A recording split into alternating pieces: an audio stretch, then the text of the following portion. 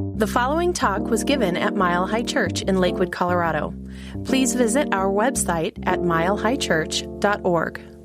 So, welcome to our 2019 Back to Basics, Part 2. Such a wonderful opportunity to study and deepen in this teaching that blesses all faiths, draws from the deep mystic truths at the heart of all faiths, and seeks to provide us with a practical template for how to live our lives in a masterful way. And this is a wonderful deepening journey for those of you who are familiar with the teaching, and yet at the same time, for those of you who are new, I'm so grateful, so glad you are here, because this stuff is life-transforming and will pattern and bless the rest of your days. And it's that valuable. Reminded of the story of the Mother Superior who was on her deathbed, and all of the monks and the nuns, they just clustered around her, and they were tending to her every need. And at one point she said, "May I have some warm milk to sip on?" And so one of the nuns went into the kitchen and poured some milk. And then she happened to remember that a couple of Christmases ago, somebody had gifted the convent with a bottle of brandy. And she looked in the cabinet and found it and opened it and poured a very healthy amount of it into the milk and brought it to Mother Superior. And Mother Superior took a sip and took another sip and some more sips. And before long, she'd finished it all off. And then the nuns gathered around and said, "Oh, Mother, before you leave us, please give us your wisdom. Please give us some wisdom." And the lady raised herself up, and with a saintly look on her face, she pointed toward the window. And she said, "Don't ever sell that cow." Now, in just such a way, we value something that is so precious to us. And I hold that with this teaching, that it offers us deepest of insights, great empowerment, fulfillment, and incredible joy. So last week we got started, and the message title was "The Thing Itself," which is a phrase that our founder, Ernest Holmes, often used to name the infinite oneness. He called it the thing itself. Some people call it God, or Spirit, or the beloved, or source, or creator, or infinite mind, infinite love. Many, many different names. And ultimately, this thing itself is beyond all names. But Dr. Holmes helped us to understand that the great wisdom teachings are trying to help us realize that this is the only life there is.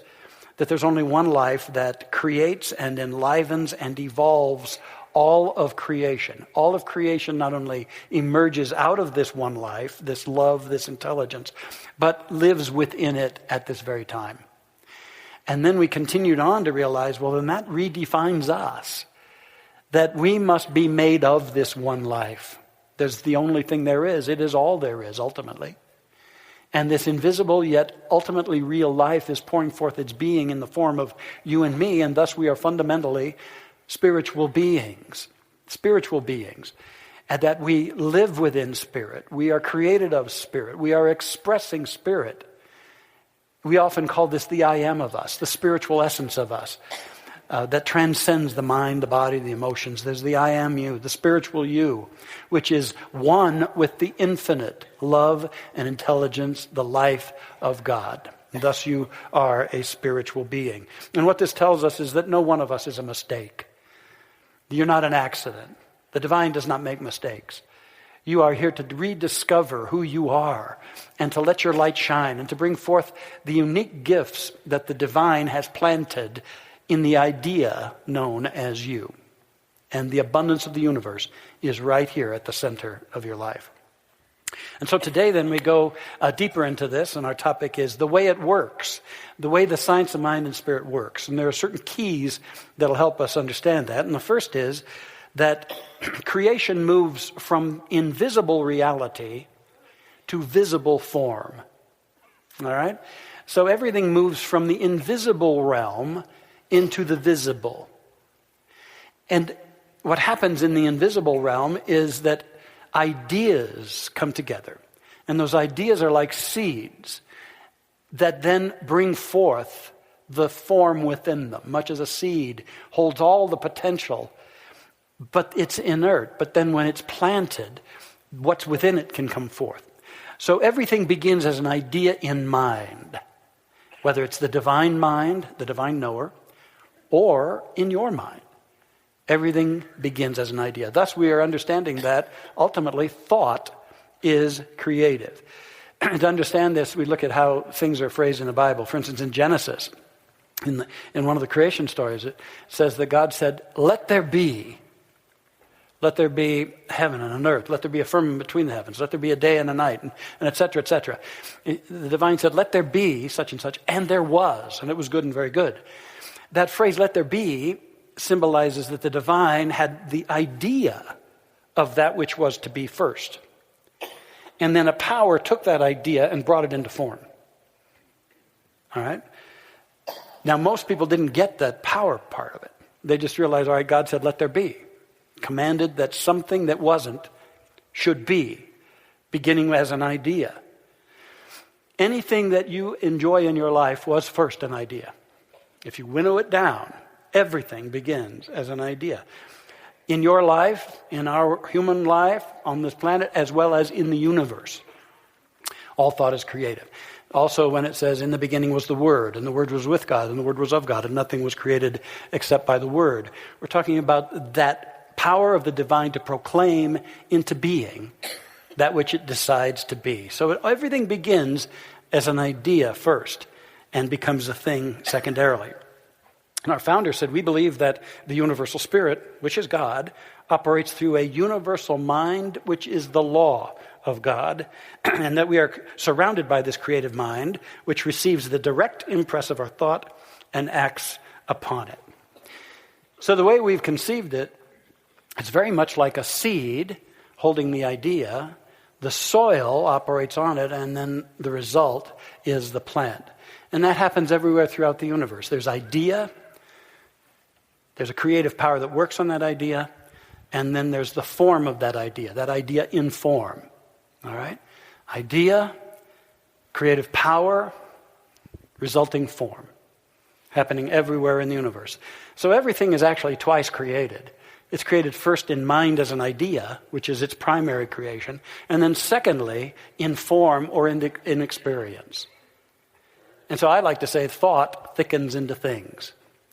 Dr. Holmes says thoughts are things. And I'd like to think thought just congeals and thickens and manifests as things. So that's the first key to understand.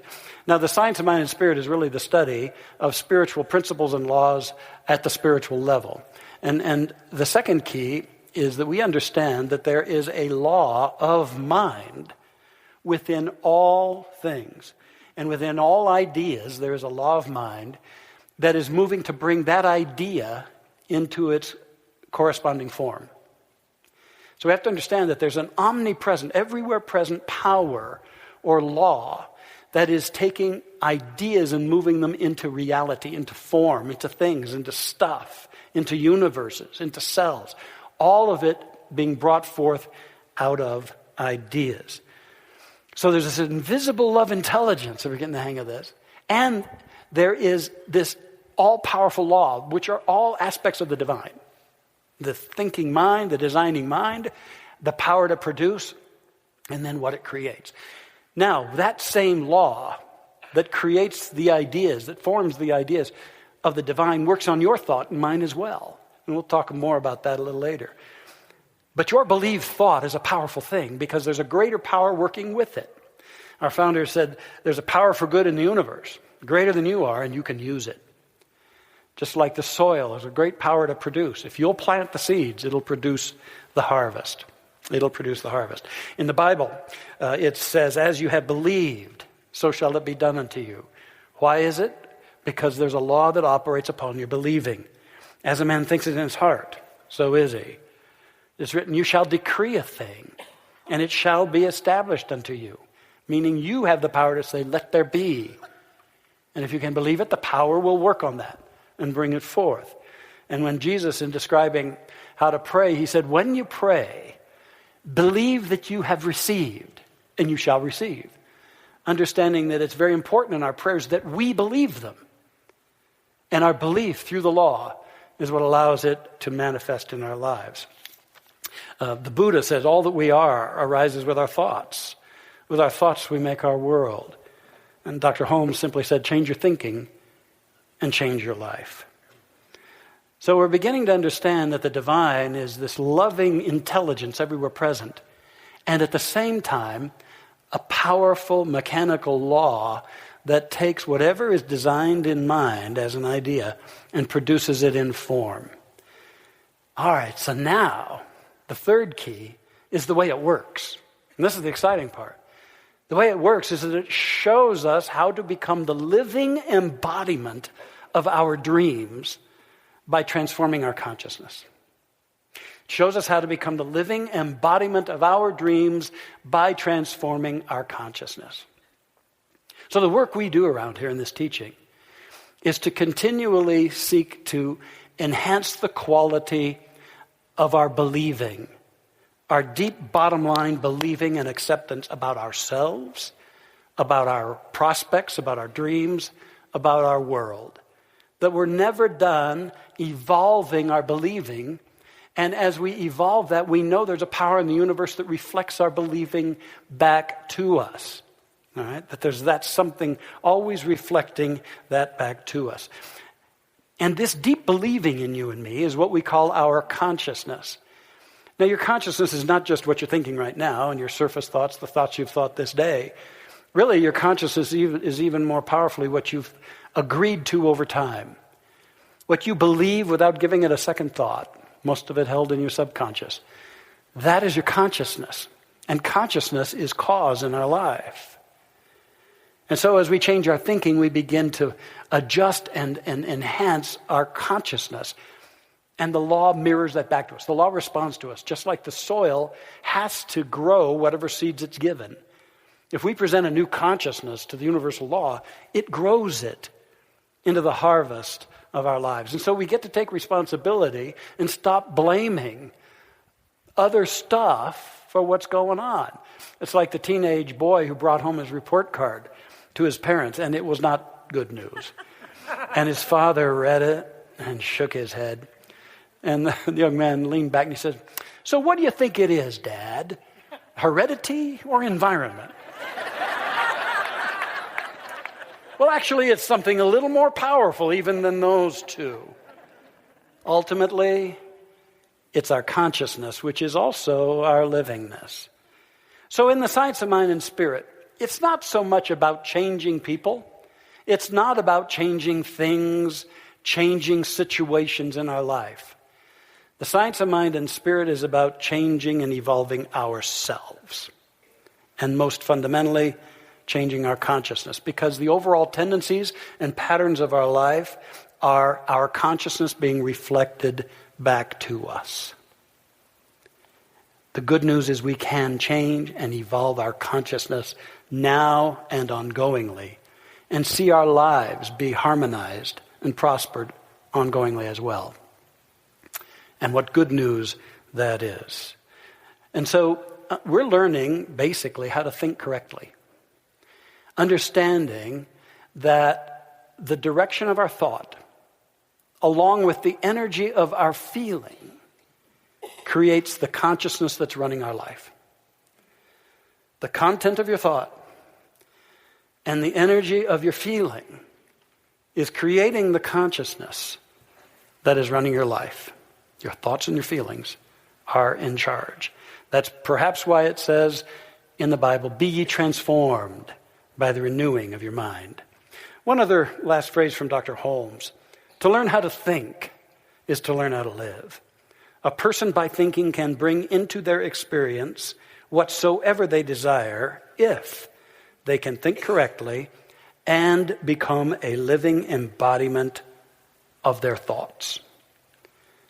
So that's what this teaching does. It shows us how to become a living embodiment of our dreams by transforming our consciousness. So let's get to work on that. Today we have 3 more I am empowerment practices. Had 3 last week. I am this week stands for intending, affirming, and manifesting. Start with intending. Always we are called as creative beings to think beyond what is. To think beyond limitations, to think beyond what's going on in our life, to think beyond what seems to be so rigid and in place, and dream a bigger dream. All progress for humanity has required that we set an intention and empower a bigger idea. And so I want to ask you, what's your bigger idea for 2019? I'm not talking about the resolutions, the diets, all that stuff, which are maybe already a thing of the past. But I'm talking about your intentions to reflect upon your journey to this precious moment of now and to ask, what am I about? What's seeking to emerge? And more than anything, to ask, what do I want to give myself to in this year? What do I want to become, and what do I want to give myself to? And to set that intention and to set it and to choose it and to seize upon it no matter what the limitations are, no matter what the naysayers might be around you or within you, but to set that higher intention, to dream a bigger dream for yourself. So creation begins with an idea, embraced as an intention, intending. Secondly, there is affirming. Now, affirming is so much more than blithely tossing off a few affirmations. Because those affirmations, if they don't have your feeling and don't have your conviction, they're lifeless. So affirming is to take a high intention and to energize it in our feeling. To so be with that idea that we feel it. We feel grateful for it. We feel that we are it. We're taking it in. We're feeling its reality. We're aligning and connecting with that reality. And we're feeling it such that when we declare it, it comes from our hearts. It comes from our feeling. This is tantamount to taking the intention from head to heart, to that dimension of feeling.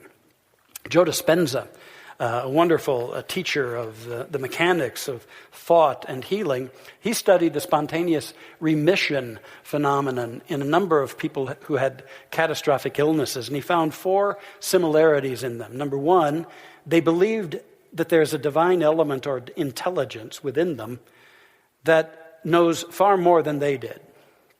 So they aligned with that greater mind. Secondly, they accepted that their lousy thinking had something to do with their predicament. Thirdly, they determined to reinvent themselves, to embrace change and to ask, what is my great idea for myself? It's a great question for this year, isn't it? What is my great idea for myself? And they went about reinventing it. And fourthly, they rehearsed and became totally involved in their new idea, in the change process, often losing track of space and time and entering into a deep conviction state. And so you see, they coalesced the idea and then they practiced it, they rehearsed it, they took it into their feelings. And that's what we do in this teaching, is we think creatively and then we embody it. We make it a part of us, we feel it. We make it real within us. A little boy was dragged out of his schoolhouse many years ago as it was engulfed in flames. And he was burned terribly. At the hospital, the doctors told his mother quietly off to the side, it'd be better if he died. His burns are so terrible. But he heard that. And he set the intention in that very moment that he would survive. A couple of months later, as they were working with him, the doctors also pulled the mom aside and said, he'll never walk. And he heard that and he set the intention that he would indeed walk. And he told his mother, I don't buy that. I will walk. And so the mom agreed with him and she supported him. She even massaged his legs every night. One day they rolled him in a wheelchair out to the grassy lawn at this rehab center. And he pushed himself when no one was looking out of the wheelchair and he fell on the ground. And then he crawled over to a fence, a white picket fence, and he pulled himself up on that fence, and he started dragging himself along that fence. And he did this every day that he could, until he actually wore a rut in the grass right beside the fence, until eventually that young man walked. And he didn't even stop there. Then he ran, and he didn't even stop there. He found the sheer joy in running. And later on in his life, this wonderful guy would run the world's fastest mile in Madison Square Garden, and his name, Dr. Glenn Cunningham, and his picture is on the screen. Intention and affirmation with feeling. Somebody has said only those who see the invisible can do the impossible. Intending and affirming, and then manifesting. Now, manifesting is not just sitting around waiting for good stuff to show up in your life or good stuff to fall from the sky. A whole lot of folks do that and get frustrated. Actually, there's an initial manifesting that's all important. It is living it. It is living your intention. It is presencing with your every thought, word, and action your dream consistently and congruently. Manifesting that dream as you go into the world, you are a living, walking expression of your intention. You are congruently thinking it, believing it, affirming it, and nothing else enters in there. You're entirely consistent. You have manifested it in all that you present and express in your life. And I tell you what, as surely as you do that, which is the ultimate of your intending and affirming, and you manifest it in that, the law that I'm talking about in the universe has to go into action to produce your intention in form, to lead you, to guide you, to bring it about into your life. It has to. If you'll trust it that much, if you'll embrace and embody your dream that much, that you no longer speak in ways that deny it or limit it, that you no longer have actions that are out of alignment with it, but you're totally consistent, the universe has to produce it. It's a seed in action through you. When I was getting ready to go to college, I graduated here at Wheat Ridge, and I chose to go to DU. But I was scared about that for a number of reasons. So I went to my beloved mentor, Dr. Fred Vogt, our minister emeritus in memoriam, and I said, Fred, I'm excited to go to college, but I'm afraid. I said, because I know that my parents can't afford the tuition. I know they can't. They can't afford 4 years of this. And I don't know what I'm going to do. And they've said that the only way this will work is if I find a way to pay for my room and board and books. They'll do their best to take care of it. And I don't know how I'm going to do that. So Fred just smiled and he says, well, Raj, you've got a wonderful opportunity to practice this teaching that you intend to impart. You have a wonderful opportunity here. He said, so here's what you got to do. You can't look at all the limitations and give them energy. You've got to set an intention, and you've got to practice knowing it is done, that the universe has the ways and means to provide you if you can believe. And then you got to go forth, and you got to be it, and you got to live it, and you can't be a double-minded person, because a double-minded person is unstable in all their ways. You cannot sabotage yourself. You've got to know it, you got to believe it, and you got to live it. You ready to do that? And I said, well, okay, Fred. So I went to college. And who'd have imagined what would happen? Like, who'd have imagined that one night I'd go out for some pizza with some friends and wander into a Shakey's Pizza Parlor and leave with a high-paying, banjo-playing job that paid me more in a week than I could have earned in a month working 40 hours a week. And paid for all my room and board and books and then some. Who'd have believed? Out of the blue, this came into my life. And then at the end of my first trimester at DU, I get a letter from the university saying, you've been awarded a half tuition scholarship and all payment for your books. Out of the blue. I love the blue. Do you love the blue? Because the blue is believing life uplifts everything. Say that with me. Believing life uplifts everything. You believe it, all this great stuff can come forth in your life. And I'm getting ready to step into a new chapter, and I'm hanging out in the blue as I step into that. And I know Mile High Church is too, because we're believing that life uplifts everything. Why? Because we say so, and we live so. I'll tell you that there was a time when I first came back here to be senior minister. And the church was somewhat fragile, and Fred was retiring. And I was ready and raring to go, and I had a lot of support. But there was a certain cadre of folks sort of sitting in the background saying, oh, well, it'll never be the same without Fred, you know. And him, he's too young. He's this, he's that. And I want to pause here and say that in the Bible, Jesus said, the poor you shall always have with you. And he doesn't mean that we'll always have poverty, because he was the ultimate teacher of consciousness. So what he was saying is, the poor in consciousness you're always going to have with you. And so, there was this little group, weak in consciousness, who are playing this game of doubting and skeptical and all of that. But it was the strong in consciousness. God bless them. A few of you are still among them who gathered around me and said, let's go for it. And we stabilized this place, and then we got going and growing. And I tell you what, growing incredibly, so much that at some point we said, let's build that community center. And of course, there were a few weak in consciousness. Last time we tried a building project, all we did was create a bigger parking lot. But the great in consciousness said, let's go for it. Let's make it a reality. And we did, and we built it and paid for it in a year.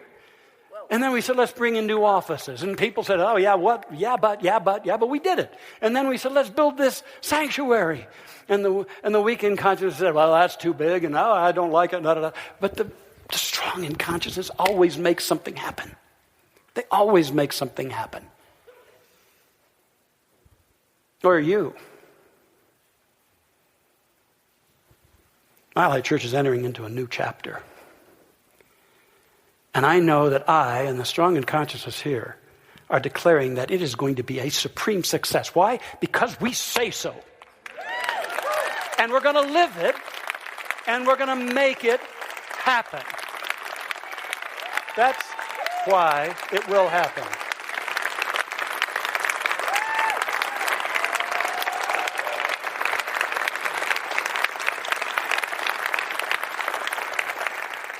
You see, there's no foreordained reality.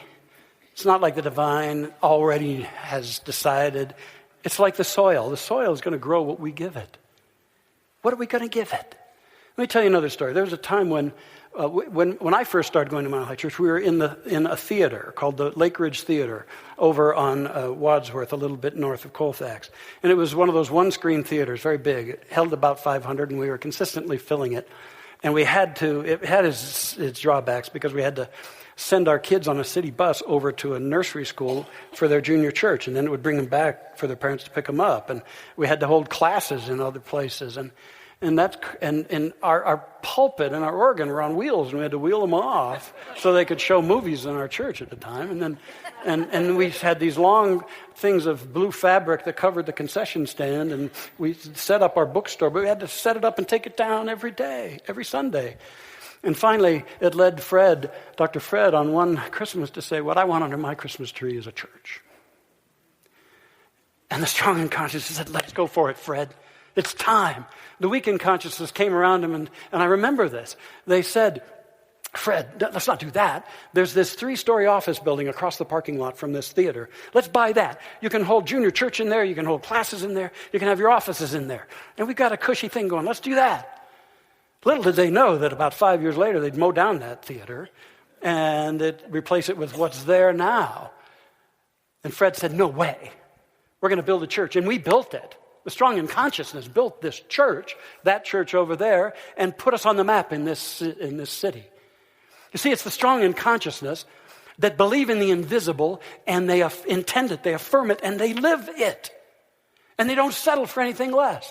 It's the strong in consciousness that are not quasi-metaphysicians, that take it in intellectually, but then hedge their bets and don't really live it. No, we're about being a quantum metaphysician. It's like getting down to it this year. See, I'm calling us out. Let's get beyond excuses and alibis in our lives. Let's get beyond hesitancy and holding back. Let's get beyond negativity and skepticism and gossip and pettiness and all that stuff. We're too busy. We got too much to do, personally and individually.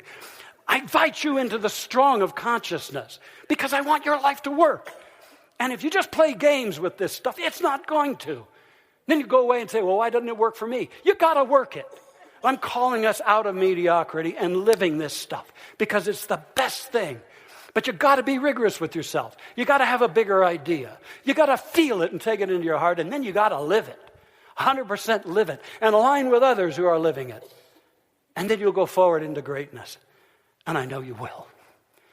So now is the time. And let's go for it in our lives. There's no accident you're here. Now you can get upset at me and leave and call me names if you want, but I'm talking to you. I'm on a short tether anywhere. I don't care what you think. But I love you. I love you, and I love what this is about. But I know, after all my years, I know this stuff works if we get clear and we don't play games with ourselves. We call ourselves out of some of the old habits, out of that weakness in consciousness and into our greatness.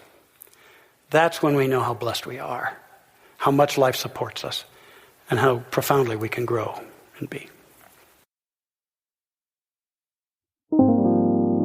Thank you for listening to the Mile High Church podcast. This podcast is made possible by the generous contributions from listeners like you. If you'd like to make a donation, text 720-230-1404 or visit us at milehighchurch.org.